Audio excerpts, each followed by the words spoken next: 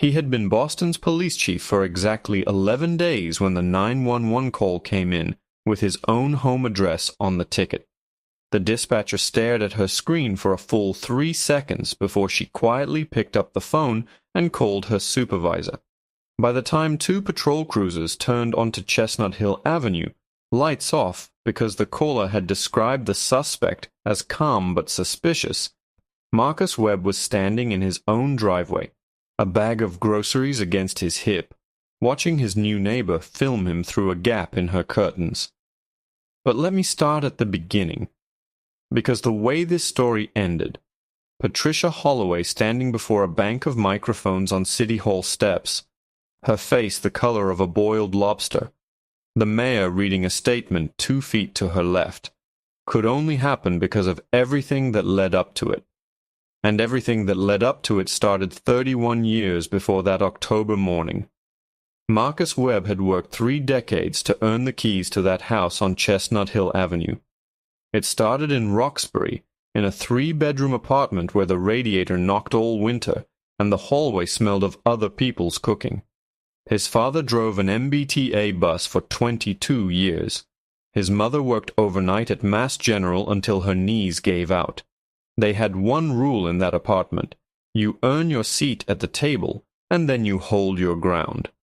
He had joined the BPD at 24, walked a beat in Dorchester, made detective, climbed through the ranks with a quiet relentlessness that was easy to underestimate, right up until it wasn't.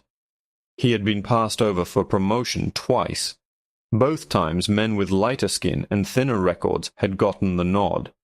Both times Marcus had gone home, made coffee, and written himself a plan. Not a complaint. A plan. The third time, no one passed him over. Mayor Chen had called him personally. Marcus, she had said, her voice carrying that particular warmth of someone who knows they are making history. I want you to be the next commissioner of the Boston Police Department. He had been in his personal car outside a Stop and Shop in Jamaica Plain when the call came. He watched a woman wrestle a stroller through the automatic doors. A teenager on a bike popped a wheelie over a speed bump. An ordinary Thursday, turning. Yes, he said finally. I accept. The house on Chestnut Hill Avenue had been Diane's idea. The pale yellow Victorian, the black iron gate, the oak tree in the front yard. They moved in on a Saturday in late September, and when Marcus stood in the front doorway, looking out at the street, at the old elms arching overhead, at the neighborhood where he had always been told, in 100 different wordless ways, that he did not belong, he allowed himself just briefly the satisfaction of a man who has arrived somewhere he was never supposed to reach. He should have paid more attention to the house directly across the street. Patricia Holloway had lived at 14 Chestnut Hill Avenue for 26 years. She was 63, recently widowed, and possessed of the kind of stillness that in certain people passes for dignity, and in others is simply the stillness of a woman who expects the world to arrange itself around her preferences. Marcus noticed her the first morning. She had been standing at her mailbox while the moving truck blocked the street, watching the whole operation with the expression of someone observing an inconvenience they had not authorized. He crossed over to introduce himself. It was the right thing to do. Marcus Webb, he said, hand extended. We're moving in across the way. She looked at his hand for just a fraction of a second too long before taking it. The handshake was brief, barely a touch. Patricia Holloway, she said. I've lived here since 1998. Not an introduction, a territorial marker, like a flag planted in foreign soil. Beautiful neighborhood, Marcus said pleasantly. It is, she replied. And then she took her mail and went inside without another word.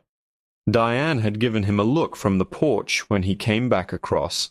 Later, over pizza on the floor of the half-unpacked living room, their daughter Maya told him she had seen Patricia filming them on her phone from an upstairs window while they carried in furniture. The screen had been lit up in the shadow behind the glass. You're sure? he asked. Positive, Maya said flatly. Diane reached across and touched his hand. They exchanged the kind of wordless conversation that 23 years of marriage makes possible. He told himself it was nothing. New neighbors get watched. He was the new police commissioner. Probably a curiosity. He told himself this for 11 days. What he began to notice was the pattern. If he left at 6 in the morning, a light clicked on in her upstairs window. If he came home late, she was on her porch with a glass of wine, eyes on the street. When he pulled his gray Audi into his own driveway, she would appear, checking mail, watering a plant that didn't need it, and stand there for a measured moment, watching. On the 8th day, Maya told him Patricia had filed 2 HOA complaints, once about trash bins left out for 3 hours, once about their porch light being excessive. Neither was a violation. Both were paperwork that said, in polite, bureaucratic language, "I see you, and I do not want you here." He sat on the front steps with Maya that evening, the October air sharp and smelling of wet leaves and somebody's fireplace. "Are you going to do something?" she asked. "Not yet." "When?" "When the time is right," he said quietly. "That's how we do it." She nodded, slowly, unsatisfied. He was unsatisfied too, but he had learned years ago that the first person to move without all the information was rarely the person who won. So he waited. He documented. He was patient. What he had not accounted for was Patricia Holloway losing her patience first. It was a Thursday morning, 11 days into the job. He was in full-dress blues, running through the day's schedule in his head. 9 o'clock briefing, press availability at 11, lunch with city councilors at 1, when he realized he was out of coffee. Diane had left early for the hospital. Maya was upstairs in the shower. 3 blocks to the Whole Foods on Beacon Street. 10 minutes back before 8:30. He checked his phone as he walked out the door. It was 8:08 a.m. He was in the store for 14 minutes exactly. He pulled back into his own driveway at 8:22, killed the engine, reached for the grocery bag on the passenger seat, and then he saw her. Patricia Holloway was on her front porch in a cream-colored robe, a phone pressed to her ear, looking directly at him. Not pretending to look elsewhere. Just watching him with the steady, deliberate gaze of a woman who has already made a decision and is now acting on it. He got out of the car slowly. He lifted the grocery bag. He tucked the bunch of yellow chrysanthemums he had bought on impulse under his other arm. Her voice carried clearly across the still morning street. She did not bother to lower it. "Yes," she said into the phone. "A blackmail. He's just parked in the driveway of the house across from mine." A pause then. "I don't know who he is. He doesn't belong here. That's why I'm calling." The chrysanthemums rustled against his sleeve in the morning wind. He stood completely still. The key to his house was in his right pocket. He was wearing the full-dress uniform of the commissioner of the Boston Police Department, standing in his own driveway in front of his own house, and his neighbor had just called 911 on him. Something moved through his chest, not hot, not the flash of anger he might have expected. Something colder, the precise mechanical click of a man who has been carrying 31 years of this exact moment, and has finally decided what to do with it. He turned, walked up his front steps, unlocked his door, and went inside. He put the chrysanthemums in a vase. He filled the kettle, and then he took out his phone and called his chief of staff. "Keisha," he said when she picked up, "pull the 911 call, logs from the Chestnut Hill district, this morning. My address." A pause. "Yes, that's what I said." Another pause. Shorter. "And call the mayor's office. Tell them I need 10 minutes today before noon." He set the phone on the counter and looked at the yellow chrysanthemums standing in the kitchen window light. Outside he heard it, the distant, unmistakable rise and fall of a siren, growing closer. The first cruiser pulled up at 8:31 a.m. Marcus watched from the kitchen window as the officer climbed out. Young, white, maybe 26, one hand resting on his belt by habit. He stood on the sidewalk and looked at the house, then at the woman across the street who was still on her porch, still pointing. Marcus set his mug on the counter, straightened his jacket, and walked to his front door. He opened it before the officer reached the gate. The young officer stopped. He took in the uniform, the full-dress blues, the commissioner's insignia on the collar, the badge catching the morning light. And something happened to his face. A kind of slow, awful understanding, like a man watching the ground give way under someone else's feet and realizing too late that the ground extends to where he's standing. "Good morning," Marcus said. His voice was level. Officer Delgado. He had read the nameplate from 10 feet away. "Commissioner Webb," Delgado said. He swallowed once. "Sir." A second cruiser had pulled up behind the first, and that officer was already out of the car, standing on the sidewalk. Her name was Torres. Her hand was not near her belt. Silence settled over the street. A leaf dropped from the oak tree and scraped across the pavement between them. "There was a call," Delgado said. His voice had gone very careful. "We had to respond." "I know you did," Marcus said. "You did your job."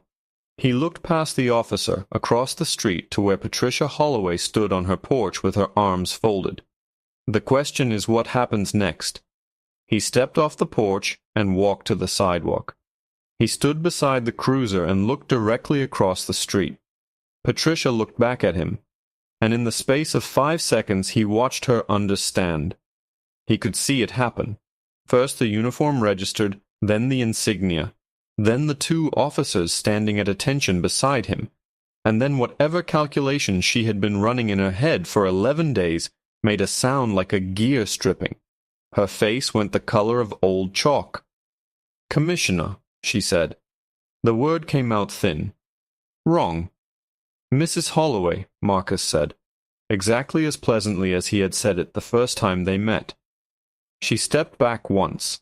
Then she went inside and closed her door. Marcus stood there for a moment, looking at the closed door, at the curtain that had gone still. "Write up the call," he told Officer Torres. "Every detail. Time, complaint, caller name, response. Full report on my desk by 3 p.m.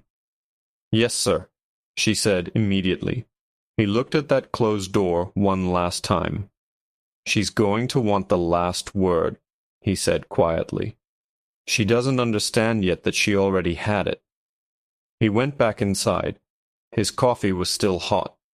By 10 o'clock his chief of staff Keisha had pulled the call logs. By noon, 2 things had happened that he had not orchestrated but had not been surprised by. A Globe reporter had filed a public records request for the call audio, and a former neighbor named Gerald Osei, who had lived 2 doors down from Patricia for 9 years before relocating, had called Keisha's office to say he had documentation of 6 similar complaints Patricia had filed against his family during his years on the street. He had kept records the whole time, he said, because he had always known someday they would matter. They mattered now. That evening Marcus sat at the kitchen table, long after Diane and Maya were in bed. A legal pad in front of him, a pen in his hand, not a word written in 40 minutes.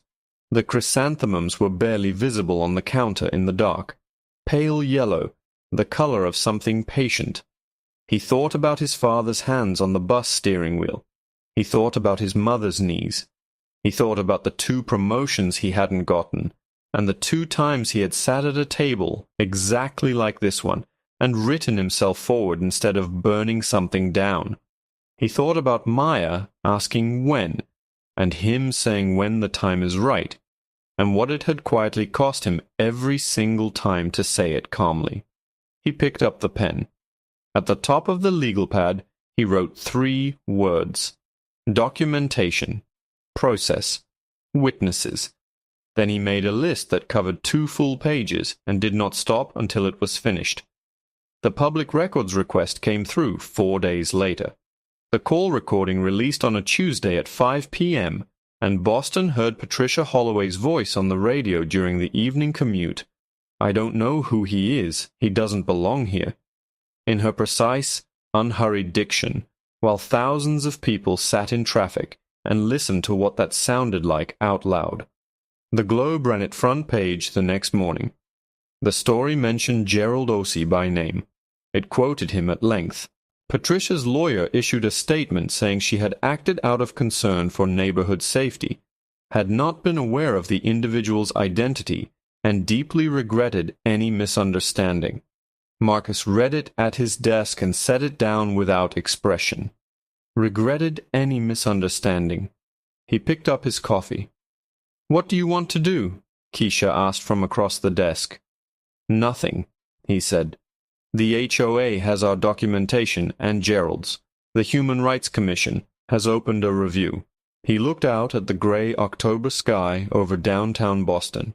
She did this to herself. "My job is to let the process work." It took 19 days.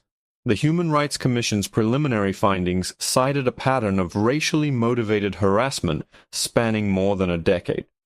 The HOA board voted to censure Patricia Holloway and suspend her membership, the membership she had held since 2001, the one she had used to file 14 complaints against 7 different households of color on Chestnut Hill Avenue.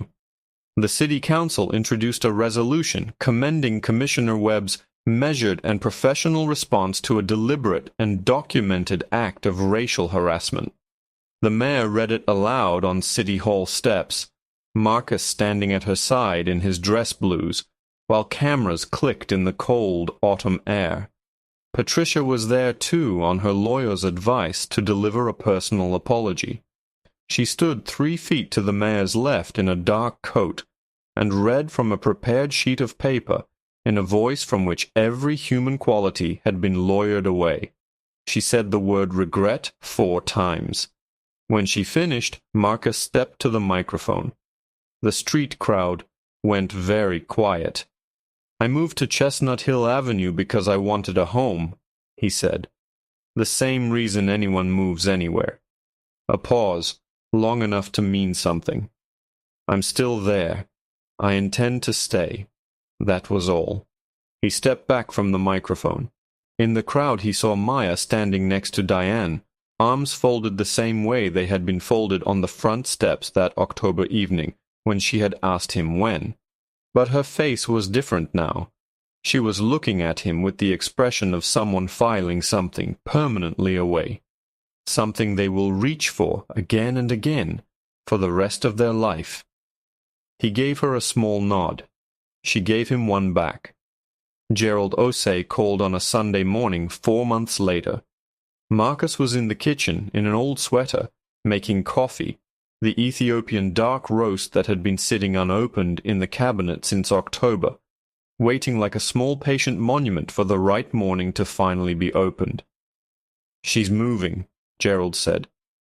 "House goes on the market in spring. 26 years, and she's leaving."